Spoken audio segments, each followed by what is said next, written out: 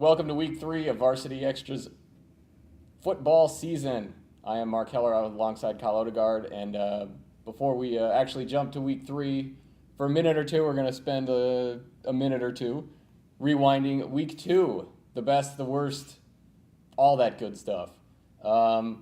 Quickly, Kyle, let's go back to week 2, and it seems to me that it didn't quite live up to week 1, which was going to be a lofty expectation anyway, given what happened. But it seems like there's sort of two categories to come out of week 2. The teams we never heard of that are now undefeated, and the teams that are shocking everybody by having not won a game yet. Let's start with the Tempe Highland. I guess Tempe is probably the feel-good story at this point, right? After beating Post and Butte.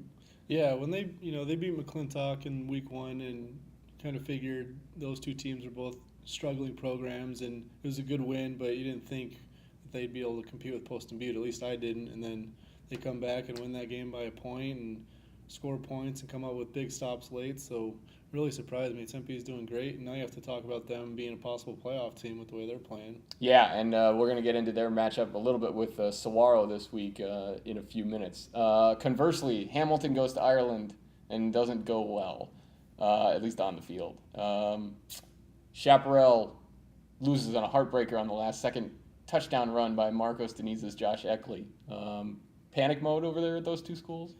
Yeah, I mean, they played good teams, but they've definitely got some problems in both those teams. Chaparral's changing quarterbacks. Hamilton put in their backup to try to get a spark.